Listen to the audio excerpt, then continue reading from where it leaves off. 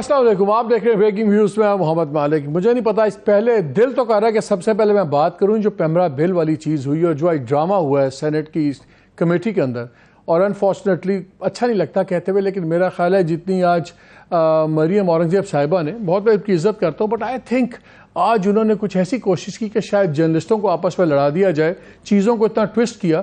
उस पर मैं बात करूंगा बिकॉज आई वाज देयर और हमने बड़ी डिटेल बात की थी और एक तासुर ये दिया गया कि शायद कुछ लोग खाली चेंज कर दिया है, लेकिन जो गवर्नमेंट ने मुनाफकत दिखाई उस पर हम बात करेंगे। लेकिन क्योंकि ये इंडस्ट्री का मामला ज़्यादा है, इसको मैं एंड में डिस्कस करूंगा। दो इंपॉर्टेंट इश्यूज़ पहले हम दूसरे डिस्कस कर लीजिए। एक, इमरान खान साहब का क्या इस वक्त स्टेटस है, क्या है। जैसे आपने इब्तदाइये में सुना, उनकी एक अपील तो पिटिशन मूव हो गई है सुप्रीम कोर्ट में, अभी उसकी डेट वेट सेट नहीं हुई। ऑब्वियसली उसमें उन्होंने चैलेंज किया है फैसला सारा और ये कहा है कोर्ट को कि आप इसको सस्पेंड करें और हमें सुने हमारे कानून के तकाजे नहीं पूरे किए गए, हमें एक फेयर ट्रायल नहीं मिला, री ऑर्डर करें एक fresh trial. Islamabad high court में भी कुछ इसी नौयत की बात है और जैसा आपने सुना कि उनके वकील ने कहा कि खान साहब ने कहा मुझे बिल्कुल एतबार नहीं है चीफ जस्टिस आमिर फारूक पे। लेकिन having said that, as we speak bench बन गया है। सुबह आमिर फारूक साहब ही उनकी चीज़ सुन रहे हैं, तो उस पर देखते हैं क्या होगा। शुरू में बात करना चाह रहा हूँ, बड़ी इंपॉर्टेंट, आज आर्मी चीफ ने एक ग्रैंड जरगे से भी खिताब किया अमंग्स अदर थिंग्स पेशावर के अंदर, और उसमें 5-6 बड़ी ही इंपॉर्टेंट बातें हुई, जिसमें उन्होंने एक तो बड़ी हार्ड लाइन ली अफ़गानिस्तान के ऊपर। एक तो उन्होंने कहा कि ये क्या एहसान का बदला, एहसान के अलावा कुछ हो सकता है। ज़ाहिर है पाकिस्तान ने जो रेफ्यूजीज़ और दूसरे कामों में काम किया वो। दूसरा उन्होंने कहा कि जो लोग अमन को बर्बाद करना चाहते हैं हम में से नहीं हैं, और उनका कि हम किसी ग्रोह या जत्थे से मुज़ाकरात नहीं करेंगे, वो होंगे तो सिर्फ पाकिस्तान और अफ़गानिस्तान की अबूरी हुकूमत के दरमियान में होंगे। 2-3 चीज़ें उन्होंने बड़ी इंटरेस्टिंग और भी की। जब लोग कह रहे हैं कि जब वो बात कर रहे हैं कि किसी को अमन और इसमें नहीं करना दिया जाएगा, तो शायद वो सिर्फ अफ़गानियों की बात ना कर रहे हों, और ख़ास तौर पे ये भी कहा कि अगर पाक फ़ौज के ऊपर कोई रेपुटेशन को या उनके बारे में बदनामी की गई या कैंपेन चलाई गई तो उस पर सख्ती से उसका रिएक्शन आएगा। तो अगेन उस पर कुछ अब बातें शुरू हो गई हैं कि जी ये क्या कोई हिडन मैसेज है, क्या है।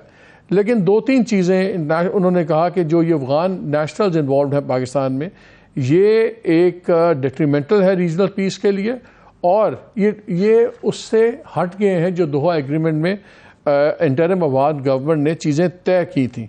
और उन्होंने कहा कि पाकिस्तान को बहुत तहफ़्फ़ुज़ात हैं कि जिस तरह उनको पनाहगाहें मिली हुई हैं लोगों को अफ़गानिस्तान के अंदर, और जिस तरह बड़े आराम से and liberty of action they enjoy on Afghan soil, तो काफ़ी सख्त लाइन्स उस पर आ रही हैं। और ये जरगे में ख़िताब करना ये काफ़ी इंटरेस्टिंग है।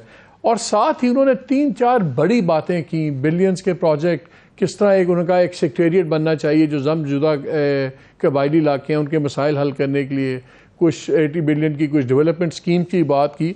तो ये बड़ा इंटरेस्टिंग हम देख रहे हैं कि एक फुल इन्वॉल्वमेंट अब फ़ौज की तमाम पॉलिटिकल इकनॉमिक डेवलपमेंट के अंदर बड़ी खुल के अब आ गई है।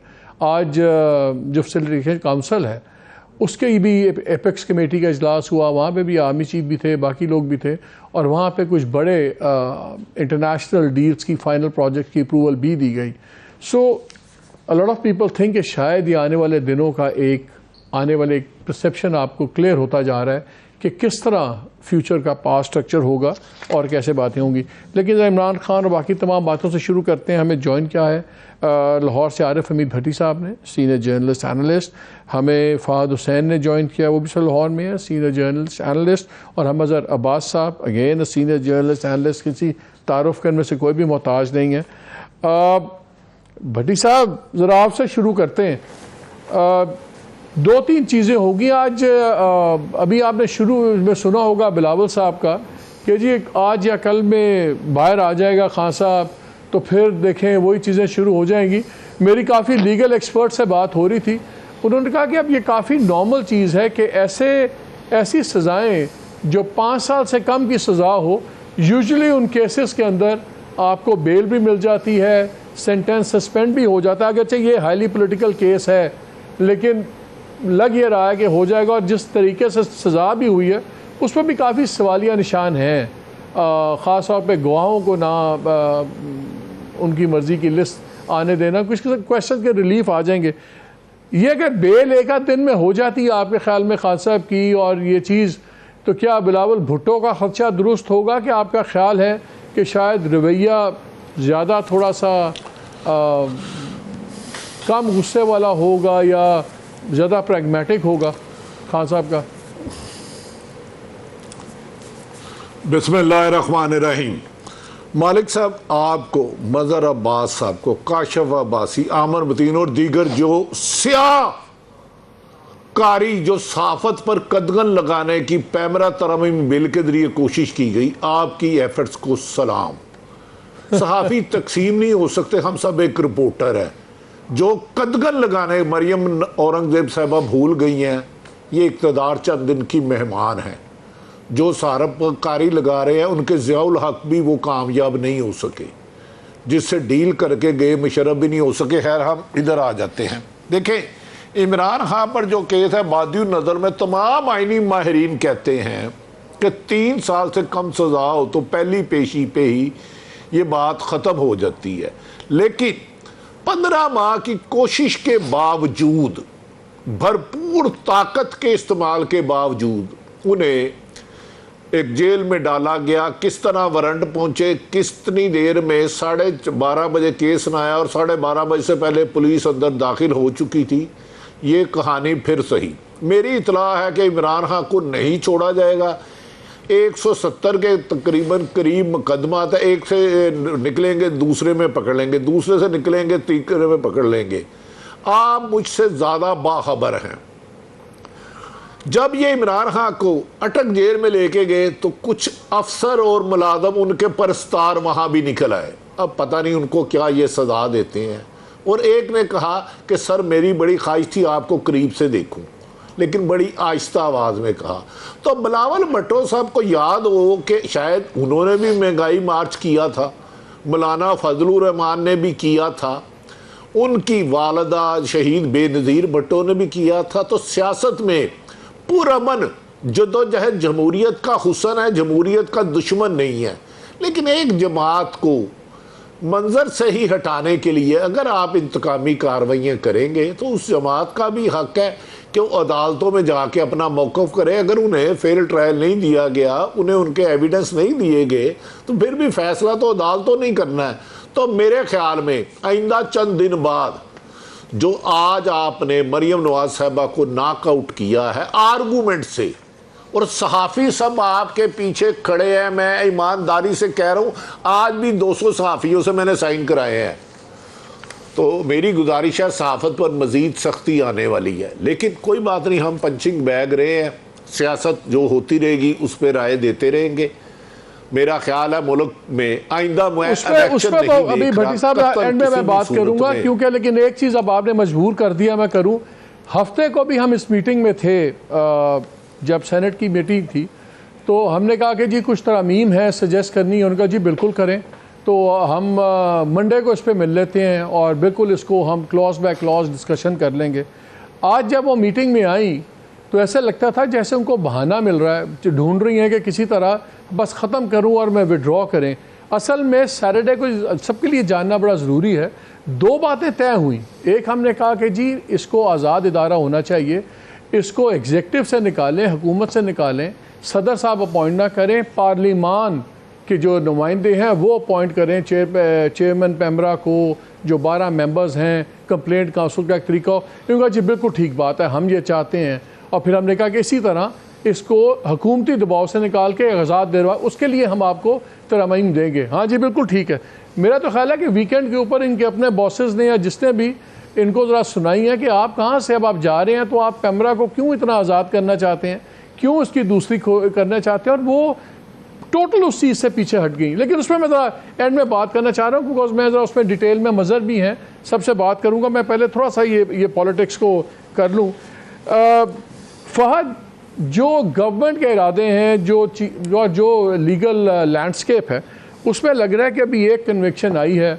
अभी हमारे पास May 9 के बड़े सीरियस केसेस बन रहे हैं, फिर दूसरे भी केसेस इनके ऊपर हैं, इलेक्शन कमीशन का भी है, सब कुछ है। लेकिन मुझे सबसे अलार्मिंग बात ये पता लगी कि एक बहुत इम्पॉर्टेंट जगह पे एक बहुत इम्पॉर्टेंट शख्सियत ने एक बात करते हुए कहा कि एक पैरेलल ड्रॉ किया कि जैसे एक ज़माने में जुल्फ़िकार आई तो उसको भी कट डाउन टू साइज़ करना पड़ा, फिर एक दो और एग्ज़ाम्पल्स दी, और अब 9 मई भी जो है इसके बाद भी चीज़ों को एक ख़ास एंगल से देखा जाएगा। अगर 9 मई को जुल्फ़िकार वाली चीज़ों के तनासुब में देखा जा रहा है, फिर तो आने वाले दिनों में मुझे बहुत ज़्यादा सख्ती और परेशान कुन सिचुएशन नज़र आती है। क्या ये पैरेलल दुरुस्त है या ये ज़रूरत से ज़्यादा हार्श एक एनालिसिस है?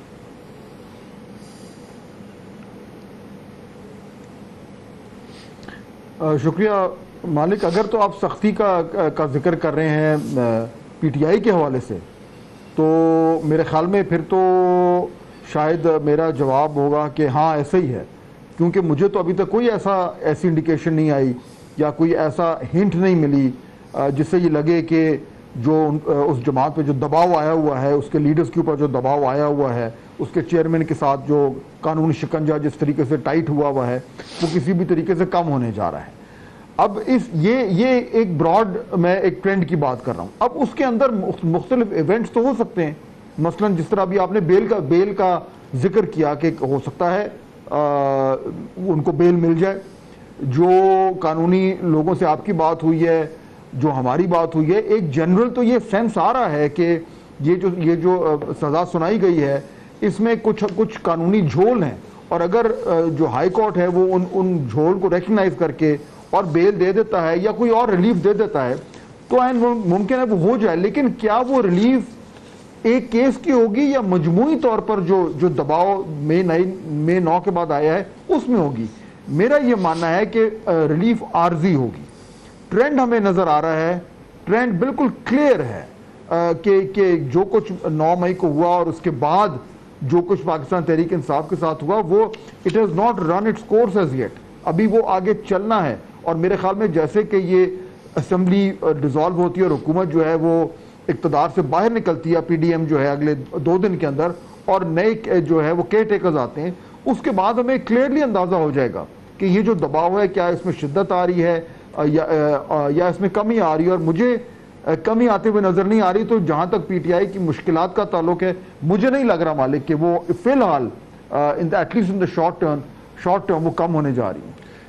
लेकिन नज़र मुझे एक बात बताएं कि अगर पैरेलल ये ड्रॉ हो रहा है कि एक तरफ आप जुल्फ़िकार की बात करें और उसी सांस के अंदर आप मई 9 को जोड़ें, तो ये तो एक बड़ा ख़तरनाक एक एनालिसिस है। मेरा सवाल तो ये था कि क्या ये ज़रूरत से ज़्यादा सख्त एनालिसिस नहीं है? मतलब कि ठीक है हुआ है मई 9 को बहुत कुछ हुआ, लेकिन जुल्फ़िकार और मई 9 में तो बड़ा फ़र्क है। जी मालिक, मेरा ख्याल है कि जुल्फ़िकार बिल्कुल एक बहुत ही डिफरेंट फिनोमेना था। जुल्फ़िकार किस तरह बनी थी, उसकी फॉर्मेशन क्या हुई थी, फिर उसका पूरा जो नेटवर्क था जो मैंने स्टडी किया है जुल्फ़िकार का, उसमें उनका जो टारगेट था वो तकरीबन कुछ जनरल्स थे, including general Ziaullah, general Chishti, और कुछ जजेस थे जिनमें मौलवी मुश्ताक थे उसमें, और कुछ लोग थे। और वो जो है उन्होंने उस तरह की टेररिस्ट एक्टिविटीज़ की, उसमें बहुत से लोग कत्ल हुए, प्लेन हाईजैक हुआ। प्लेन हाईजैक होने के बाद जो है वहाँ बाकायदा उन्होंने जो काबुल में और दमास्कस में और काबुल में उनके ट्रेनिंग कैंप से, तो वो एक बिल्कुल एक डिफरेंट फिनोमेना था।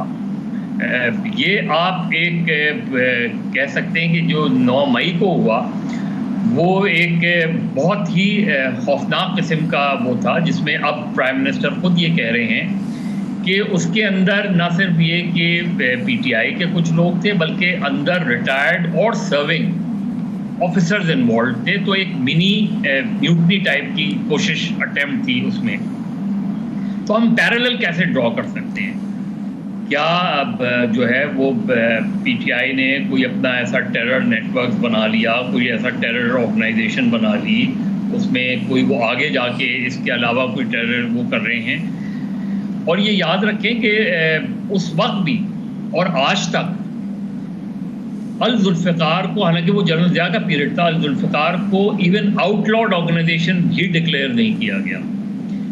और तो मेरा ख्याल है एक अगर हम वो करें, तो मैं तो उस वक्त भी कहता था कि हम अगर कोई पैरेलल ड्रॉ कर सकते हैं उसमें किसी हद तक, तो वो आप 22 अगस्त में MQM लंदन के साथ ड्रॉ कर सकते हैं, क्योंकि उनकी एक तकरीर के बाद जो क्रैकडाउन हुआ, और इस हद तक क्रैकडाउन हुआ कि अब तो 9/0 और उसके इर्द गिर्द जो है आप तसव्वुर नहीं कर सकते कि वहाँ कोई नाम भी ले सकता है उसका, बल्कि 9/0 जब ख़त्म किया गया तो उसको दोबारा जो है उस इमारत को गालिबन, जहाँ तक मेरी इत्तला है, खड़ी करने की कोशिश की थी। तो वहाँ तो और जिस तरह ज़रा सा कि अगर कोई MQM लंदन कोई एक्टिविटी करती है तो उस पर फ़ौरन क्रैकडाउन होता है, उसके लोगों को उठा लिया जाता है। एग्जैक्टली मुझे वो पैरेलल यहाँ नज़र आ रहा है कि यहाँ अगर PTI कोई एक्टिविटी करती है तो फ़ौरन PTI के लोगों को उठा लिया जाता है। तो ये पैरेलल तो मुझे नज़र आता है। लेकिन अल जुल्फ़िकार तो एक बहुत ही, और फिर आपको याद है कि बेनज़ीर जब वापस आई थी तो उसने बिल्कुल बहुत वाज़े तौर पे बेनज़ीर भुट्टो ने लाइन ड्रॉ कर दी थी कि जो लोग, और 70 क्लिफ्टन में मीटिंग हुई थी जिसमें उसने कहा था कि जो लोग मेरे भाई के साथ जाना चाहते हैं, वो, मैं उसकी तर्ज़ सियासत पर यकीन नहीं रखती, तो जो उधर जाना चाहते हैं वो उधर जा सकते हैं, जो मेरे साथ रहना चाहते हैं वो मेरे साथ रहें उसमें। तो मेरा ख्याल है अगर किसी ने ये पैरेलल ड्रॉ किया है अल जुल्फ़िकार से, तो वो मुझे नहीं बहुत कन्विंसिंग लगता।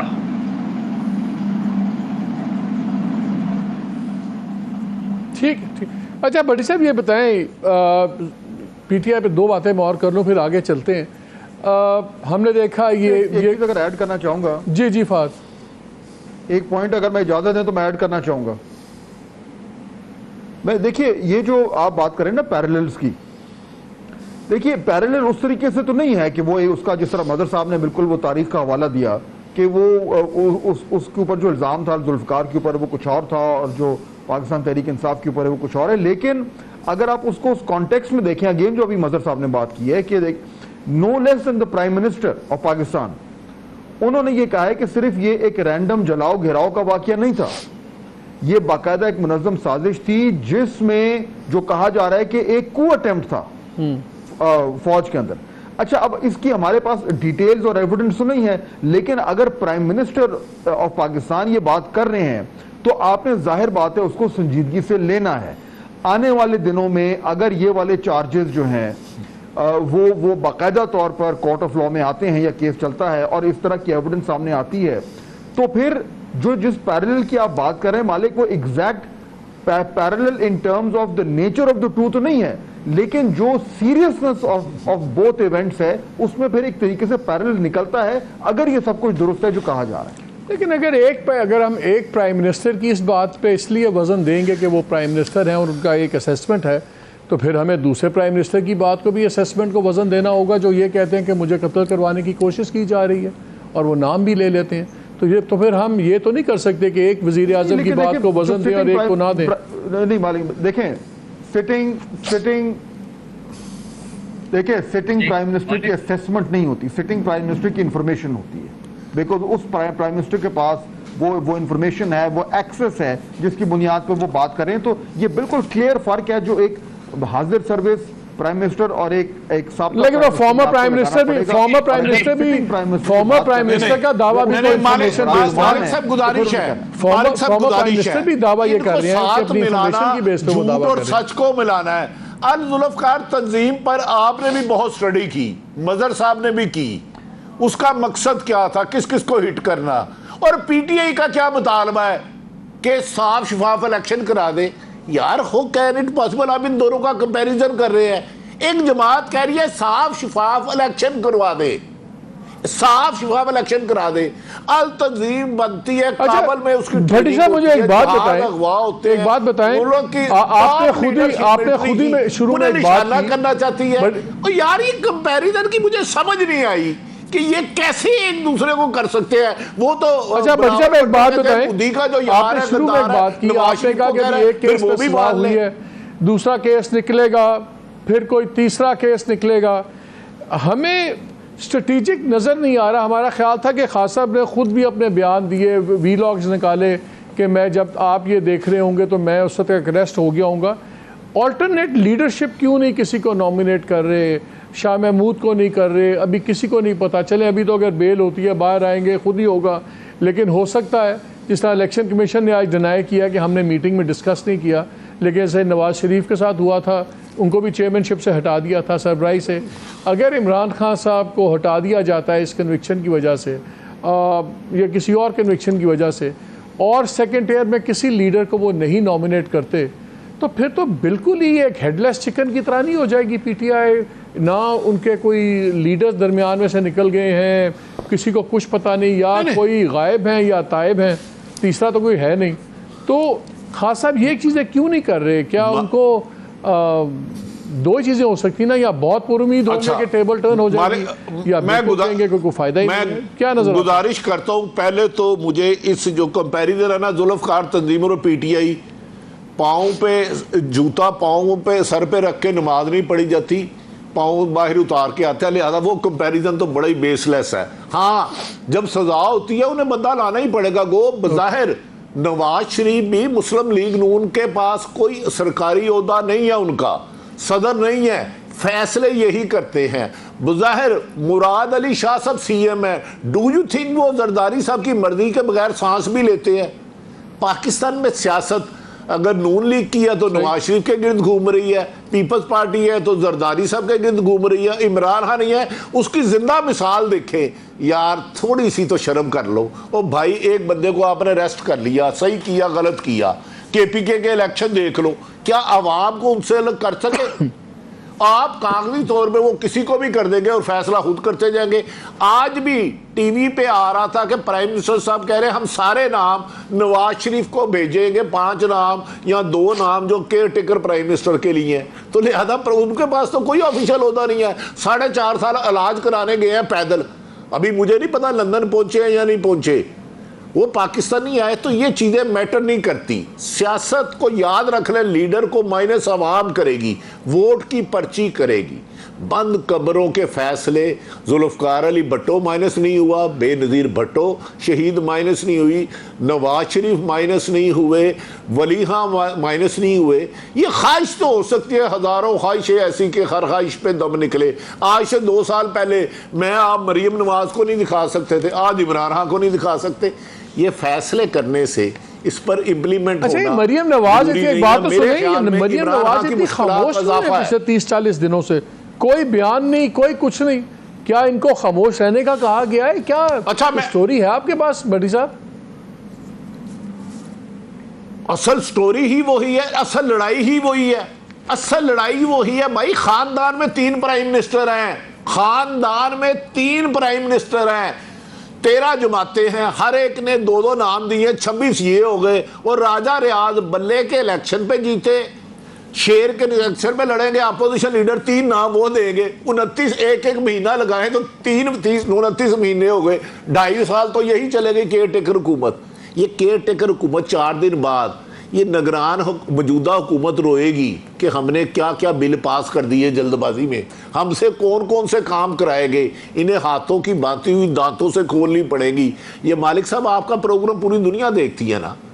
और परसों सिर्फ नवाज शरीफ साहब से पून करें कि आपकी साहबजादी नाराज किस बात पे है। मोहतरमा कुछ 5 दिन पहले उन्होंने प्राइम मिनिस्टर से बात करना चाहिए तो उन्होंने बात क्यों नहीं की? उसके बाद उन्होंने लंदन फोन करके क्या कहा? फिर हमसे सबूत मांगते हैं, तुम कत्ल करो कि करामात करो। तो ऐसा अभी स्टेज सजने वाली है और हम आप पर भी गर्दनें कलम होने वाली हैं। खैर, हम तो पंचिंग बैग है, जर्नलिस्ट, कोई बात नहीं, ये भी वक्त गुजर जाएगा। यही एक वहम था, मैं बड़ा अहम था। मज़ा एक चीज बताएं, हर चीज आके वहाँ एक नाम लेके बहुत सख्त लफ्ज़ इस्तेमाल किए गए। मज़र मुझे एक चीज़ बताएं कि मईशत बड़ी इंपॉर्टेंट है, सारी पॉलिटिक्स होती इसके ऊपर है। अब एक चाहते या ना चाहते या व्हाटएवर, हमने देखा कि बहुत ज़्यादा ड्रॉइन हो गई है अब इंस्टीट्यूशन इसके अंदर।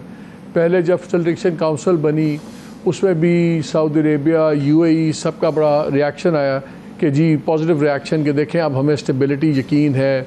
चाइना को हमने देखा बड़ा एक रिवाइव्ड सारी सीन आया।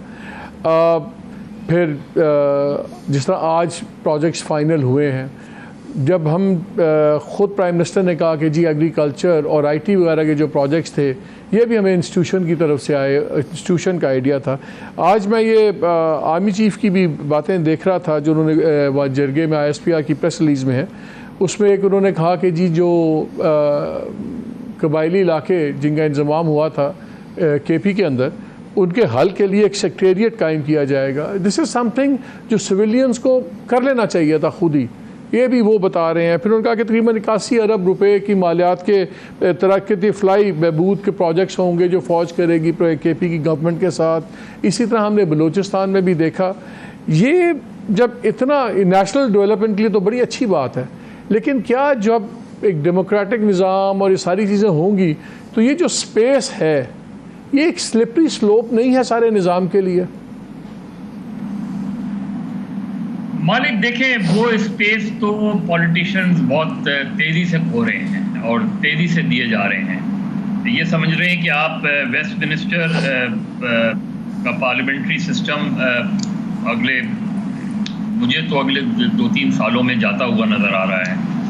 उससे पहले चला जाए तो मैं नहीं कह सकता, लेकिन जिस तरह की लेजिस्लेशन वगैरह हुई हैं, जिस तरह की चीज़ें हो रही हैं और जिस तरीके से इस्टेब्लिशमेंट को स्पेस मिल रही है, तो कह नहीं सकते। लेकिन क्या हम वाकई कहीं संजीदगी से टर्किश या चाइनीज़ मॉडल की तरफ गौर व ख़ौस करना हमने शुरू कर दिया है कि उस तरह के मॉडल की तरफ हम जाएं, अगर प्रेसिडेंशियल फॉर्म ऑफ गवर्नमेंट की तरफ ना भी जाएं? लेकिन पार्लियामेंट्री सिस्टम जो है वो अंडर थ्रेटन है। उसमें देखिए, जो अभी फहद वगैरह बात कर रहे थे कि ये जो प्राइम मिनिस्टर ने बात की, ये बिल्कुल इन्फॉर्मेशन की बुनियाद पे है, लेकिन उसमें वेटेज उस वक्त आएगा, उस वक्त तक नहीं आएगा, क्योंकि अब तक कोई ऐसा मुकदमा साबिक़ वज़ीर आज़म पर नहीं कायम हुआ जिसका ताल्लुक़ इस म्यूटनी से हो। जो म्यूटनी का लफ्ज़ उन्होंने इस्तेमाल किया, किसी एक आदमी को, किसी एक ऑफिसर्स को, हम जहाँ तक हमने सुना है कि क्रिमिनल नेग्लिजेंस में तो सज़ाएँ हुई हैं, निकाला गया है, उठाया गया है, लेकिन म्यूटनी तो बहुत संजीदा चीज़ होती है। म्यूटनी में तो अगर होता है तो वो तो बहुत ही संजीदा मुकदमा होगा, जिसमें अगर साबिक़ वज़ीर आज़म की तरफ वो इशारा कर रहे हैं और प्राइम मिनिस्टर के लेवल का शख्स इशारा कर रहा है। I have to take a break, उसके बाद आके बात करते हैं और ज़रा कौन बनेगा वज़ीर आज़म इस पर भी बात होगी, और फिर बात करेंगे कि आज सेनेट कमेटी में ड्रामा हुआ क्या, इस ब्रेक के बाद।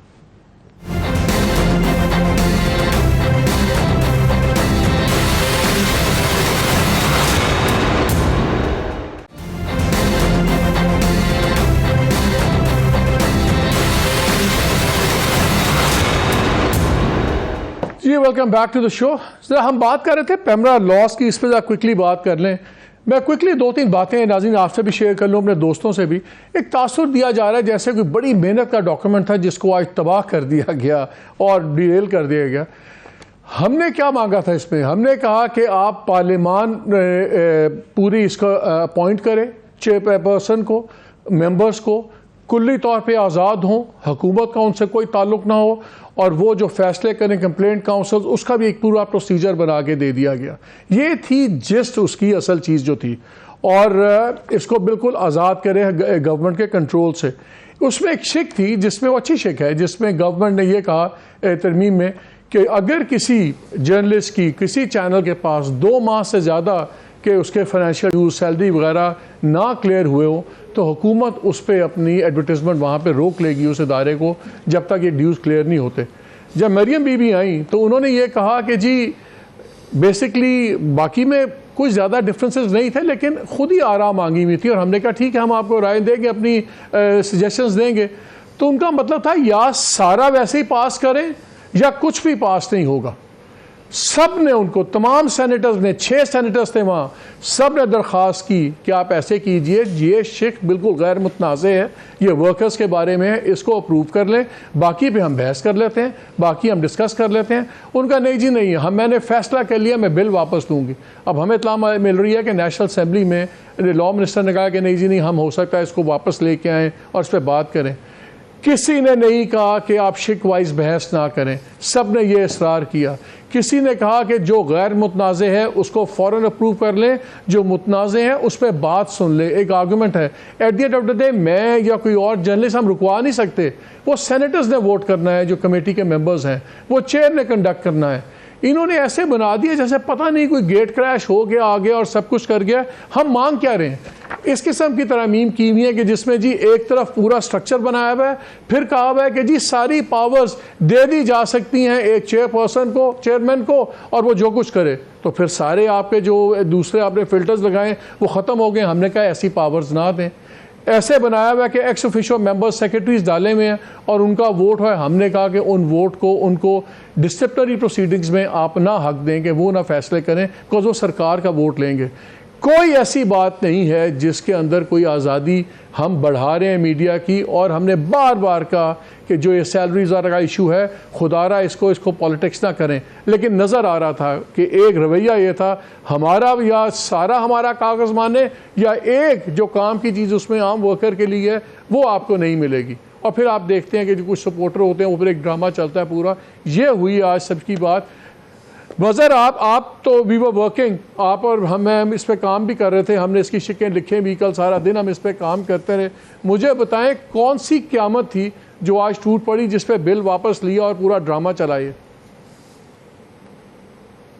मालिक, मुझे समझ में नहीं आता। हमारी जो मिनिस्ट्री ऑफ इंफॉर्मेशन है साल से, ये मैं अभी ये पढ़ रहा था, यही किताब जो है, जो मीडिया कमीशन रिपोर्ट है, इसमें उस वक्त मिनिस्टर ऑफ इंफॉर्मेशन थे परवेज़ रशीद साहब। ये उनके कमेंट हैं, ये ऑन रिकॉर्ड कह रहे हैं, इस किताब में मौजूद है, जो 355 सफ़ात पर मुश्तमिल है। ये कोई मामूली डॉक्यूमेंट नहीं है। ये डॉक्यूमेंट अगर एज इट इज़ इम्प्लीमेंट हो जाता ना उस वक्त, तो प्रिंट और इलेक्ट्रॉनिक मीडिया दोनों के इशूज़ को इसने एड्रेस किया था और बहुत कॉम्प्रिहेंसिवली एड्रेस किया था। पाकिस्तान में प्रेस कमीशन के बाद जो 50s में बना था, शायद ये सबसे कॉम्प्रिहेंसिव डॉक्यूमेंट है, लेकिन किसी ने पढ़ने की तौफीक ही नहीं की। इसमें आरिफ अलवी साहब का क्वेश्चन भी है पार्लियामेंट में, इसमें परवेज़ रशीद साहब का जवाब भी है कि हाँ मीडिया कमीशन की रिपोर्ट सबमिट हो गई है सुप्रीम कोर्ट में, सारी चीज़ें हैं। इसमें यह भी है कि हाँ हम कंसल्टेशन कर रहे हैं। अब आप तसव्वुर करें 2013, हम आज बैठे हैं 10 साल बाद 2023 में, इस किताब को हम लिए बैठे हुए हैं। हम और क्या कह रहे थे? हम सिर्फ ये कह रहे थे कि इस किताब में क्या लिखा है। इस किताब में एक बेहतर पैमरा की फॉर्मेशन का लिखा हुआ है। इस किताब में ये लिखा है कि पैमरा को किस तरीके से बनना चाहिए, किस तरीके से चलना चाहिए। चीज ये है कि मज़र मैं जरा बाकी दोस्तों से भी पूछ लूं, भट्टी साहब, जितनी हमारी रिकमेंडेशंस थी, नाज़रीन के लिए बता दूं, नाज़रीन 2018 के अंदर सुप्रीम कोर्ट ने एक मीडिया कमीशन बनाया। जस्टिस नासिर असलम जाहिद उसके चेयरमैन थे और जावेद जब्बार साहब सेनेटर फॉर्मर और बड़े पुराने मीडिया प्रैक्टिशनर, खूबसूरत लिखते हैं, वो उसके मेंबर थे। और उन्होंने एक रिपोर्ट बनाई जो 300 सफ़ात की, हमारी जितनी चीज़ें हैं ये सारी हमारी जो सजेशंस थी उसी रोशनी में थी। सिर्फ एक क्लियर और ऐसे तासुर दिया गया, पता नहीं जैसे कोई बहस चल रही थी जी मिसइंफॉर्मेशन पे, डिसइंफॉर्मेशन पे, गलत बात है। मेरा ख्याल है खोलना ही नहीं चाहते पैमरा को, जिस तरह एक फेयर होना चाहिए, जिस तरह ऑफकॉम चलता है इंग्लैंड के अंदर, हमने इनको कहा उसी के असूल बना लें, वहाँ हर कोई खुश है, किसी को प्रॉब्लम नहीं। भट्टी साहब, ये अब कह रहे हैं कि शायद दोबारा बिल को ले आएंगे, हम तो चाहते हैं लाएं, क्लॉज पे क्लॉज बहस करें, लेकिन ये तमाशा कहाँ जाके रुकेगा? देखिए मैं मालिक साहब, कोई भी हुकूमत इंडिपेंडेंट साफत नहीं चाहती। हर ताकतवर का अपना सच होता है। ये जो 355 वाली किताब मदर साहब कह रहे हैं, मैंने भी हरब बा हरब पढ़ा है। सैलरी वक्त पर देने के लिए हम हजारों प्रोटेस्ट कर चुके हैं। इनका हिसाब ये है, जो नई ये अमेंडमेंट लाए हैं पैमरा में, एक बच्चे को खिलौना दिया एक हाथ से, दूसरे हाथ से दूसरे बंदे को पिस्तौल दे दी, जब ये खिलौने से खेले इसको गोली मार दे। ओ भाई, हम कह रहे हैं इसको इस्लात करे, 1 to 1 डिस्कस करे। आपने 3 दिन क्या आर्गूमेंट किए? अब ये क्या जवाब है कि पूरी कम्युनिटी में एक इब्हाम ही नहीं है कि वक्त पे सैलरी मिले ना मिले तो रोक लिया जाए। ये भी है कि भाई इसको पैमरा को इंडिपेंडेंट कर दिया जाए, जो रूल वायलेशन करे उसके खिलाफ कार्रवाई करे। अब ये इनका मकसद था कि लोगों को, सहाफ़ियों को तकसीम करके ऐसा एटम बम सहाफत में मारना कि कोई बंदा भी प्रेस रिलीज के अलावा कोई खबर ही ना दे सके, कोई खबर दे ही ना सके। अब बताए, खुद नून लीग के दर्जनों लीडर कह चुके हैं नवाज शरीफ मार्च में आ रहे हैं, मई में आ रहे हैं, जून में आ रहे हैं, और हर टीवी पे चला है। ये हर टीवी को 10-10 साल कैद दे देंगे, करोड़ रुपया जुर्माना कर देंगे। तो मेरे मोहतरम मिनिस्टर इन्फॉर्मेशन से गुजारिश है कि आप सुन तो लें हमारा मौक़िफ़, और जो जायज़ है वो मान लें।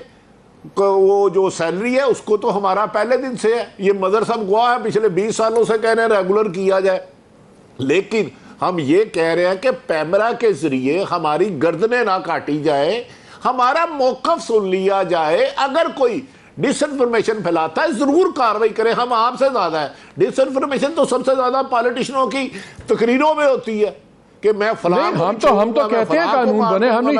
मैं फहद मुझे एक बात बताएं, भट्टी साहब बैठे हुए हैं, मजहर बैठा है, मैं बैठा हुआ हूँ, आप हैं, आप तो हम में से सबसे यंगेस्ट हैं, लेकिन हम में से कोई भी 30-30, 35-35 साल हमें हो गए।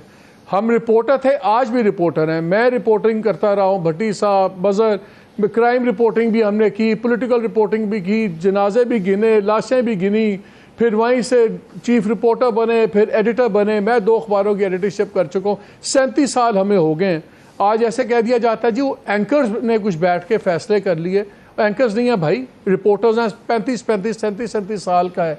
एक तरफ गवर्नमेंट हमें कहती है कि आप सजेशंस दें, हफ्ते वाले दिन कहा कि जी बिल्कुल हम सजेशंस दें आप हमें, और हम मंडे को इसको इस पर शेर हासिल करके चीज़ें करेंगे। मंडे को आके थे क्योंकि सजेशंस आ गई हैं, अब हमें बिल नहीं लाना पड़ता, अब हम बिल नहीं ला सकते।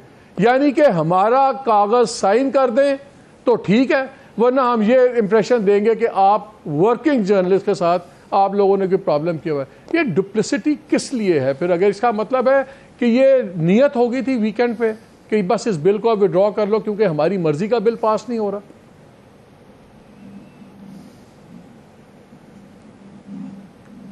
देखिए मालिक, एक तो मैं आपकी रिकॉर्ड की दुरुस्ती कर दूं, मेरे ख्याल में हमसे सबसे ज्यादा जो यंग है वो भट्टी साहब हैं। आपने उनको खामखा जो है वो इतना उम्र रसीदा बना दिया है, ये तो स्ट्रैपिंग यंग मैन। नहीं, मैं और आरिफ हमीद भट्टी उम्र रसीदा है। मैं और आरिफ हमीद, सुन लें, मैं और आरिफ हमीद भट्टी उम्र रसीदा है। मजहर डिनाइल में है, and you are a young man.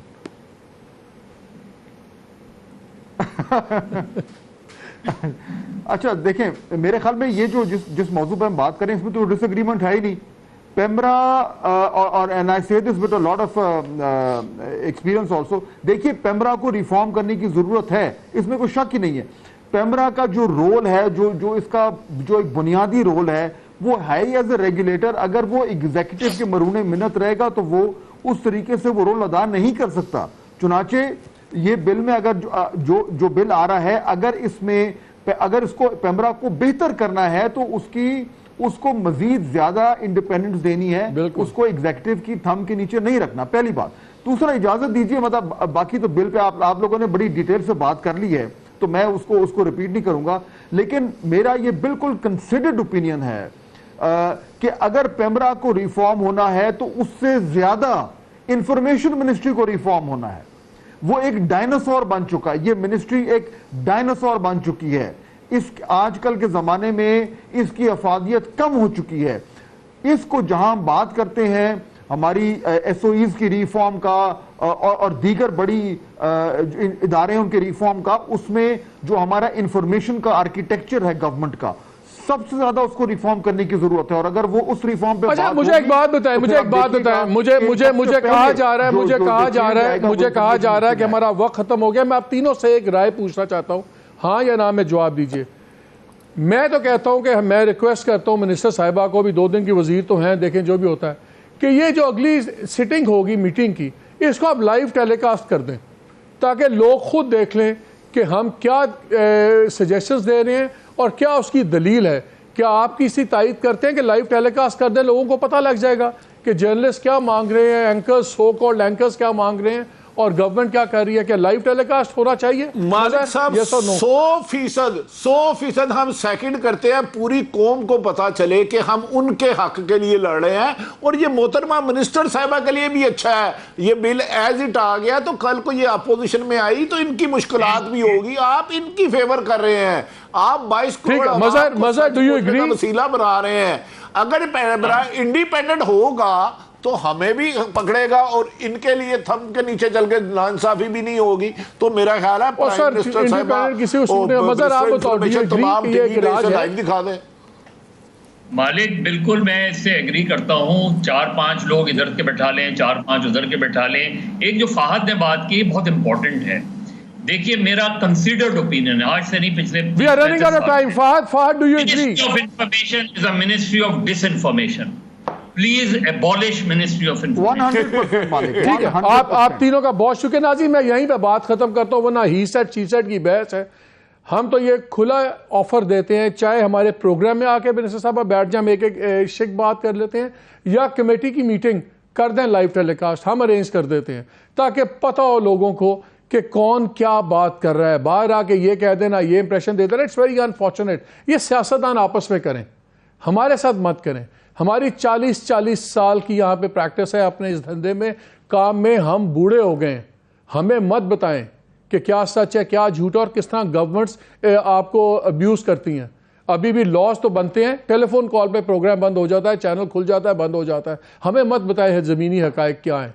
अगर बात करनी है खुल के आएँ, पब्लिक डोमेन में बात करें, फिर आप लोग फैसला कर ले, अवाम फैसला कर ले कि कौन सही है कौन गलत है। But this has to stop. इजाज़त दीजिए, अल्लाह हाफ़िज़।